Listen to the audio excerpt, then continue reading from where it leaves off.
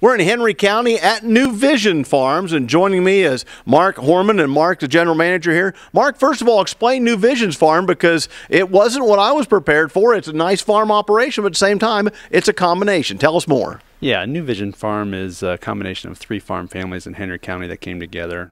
The Schreiber family from Hamler area with the Fruth family from Holgate, and then the Reddick family up here by Napoleon. Throw them all together, and it's about 6,000 acres. Give us an idea of some of the crops and things that you raise here. Okay, this year we got 1,000 acres of wheat, about 1,500 acres of popcorn, 1,400 acres of field corn, 1,700 acres of soybeans. We'll have about 900 acres of green beans, and we're going to do about 200 acres of edamame soybeans. Now, for edamame, you may need to remind folks, edamame is the immature bean, if you will, and they harvest a pod and all. That is correct. So, you know, they're non-GMO beans, so we treat them as conventional, and then as soon as the leaves start turning yellow, we bring a green bean harvester in there, and we take the pod and all. And that green bean harvester, do you have to do any modification to it, or it just works pretty well that way? Well, we don't own the harvesters. Each company we contract with, they're kind of responsible for harvesting, so it's really up to them to get it tweaked. So what fits the rotation, or where does the edamame and green beans fit into the rotation with the rest of the crops?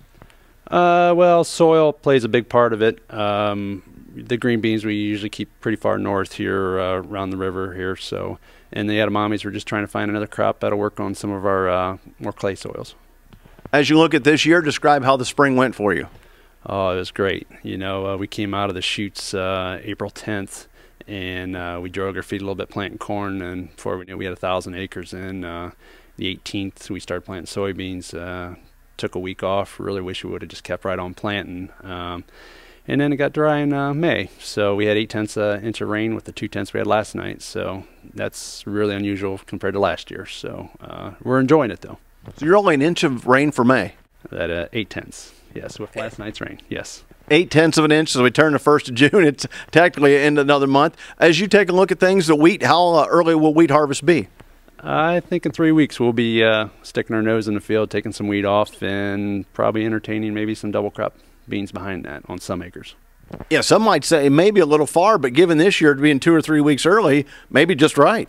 I believe you're correct. Last year we were just starting to plant beans, so I think we got a good chance at some good bean yields yet. What kind of yields are normal for this part of the state, given the diversity in soil?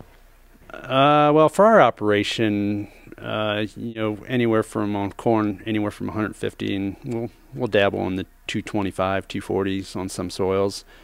Beans, you know, we can push that 65 bushel mark, you know, in some fields, and some fields we're not going to. Popcorn, it's all over the board on popcorn. So, how early do you harvest popcorn?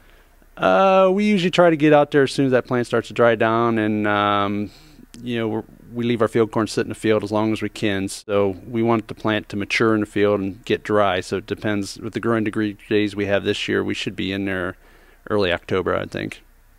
There you go. Mark Hoorman, my guest. He's a general manager here at New Vision Farms, and they're our final stop on this year's Feeding Farmers in the Field spring version, all thanks to the folks of AgriGold.